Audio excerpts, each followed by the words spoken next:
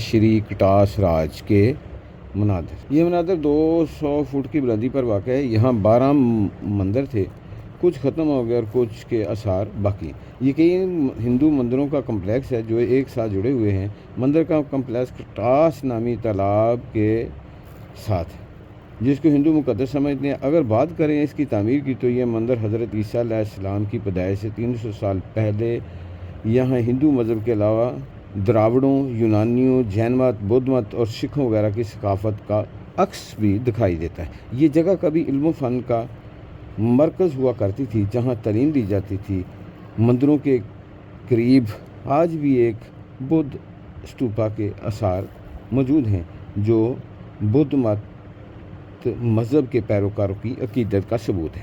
کٹاس راج temple complex کے مندروں میں چندر مندر، ہنومان مندر، شیو مندر خاص طور پر نمایاں ہیں۔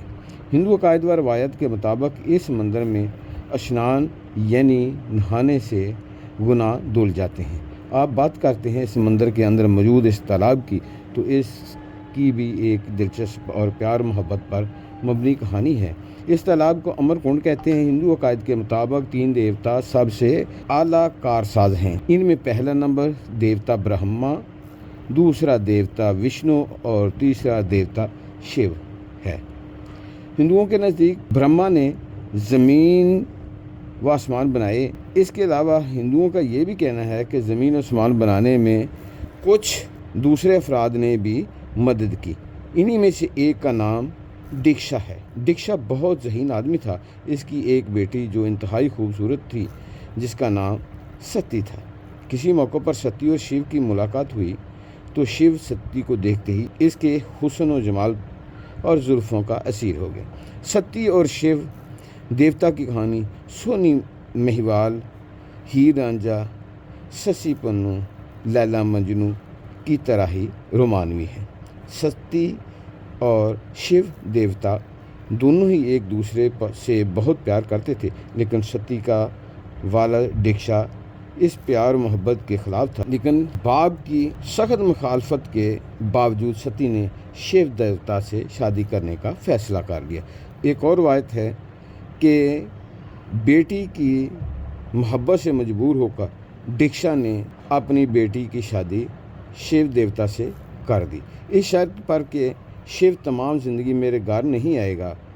آخر پھر ستی کی شرط کو مانتے ہوئے شیو سے شادی کر لی تو دکشا نے شیو دیوتا سے اپنے تمام سماجی تعلقات ختم کر دی۔ ایک بار دکشا نے آگ کی پوجا کی تقریب رکھی اور اپنے تمام رشتہ داروں کو بھی اس میں مدعو کیا۔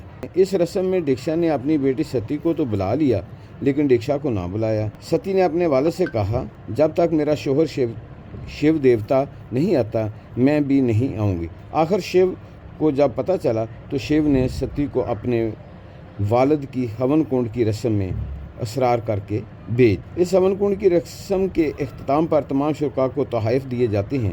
دکشا نے تمام شرکاء کو تحائف دے دیے لیکن اپنی بیٹی ستی کو کچھ نہ دیا۔ ستی کو اپنے باپ کی اس رویہ پر بہت غصہ آیا۔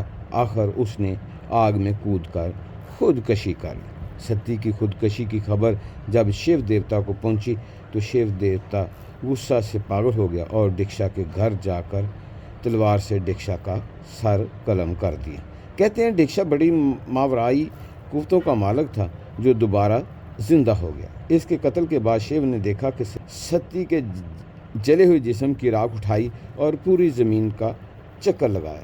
اسی دوران ستی کے غم میں اس کے 2 آنسو گرے، ایک آنسو پشکار کے مقام اجمیر میں اور دوسرا آنسو کٹشکا۔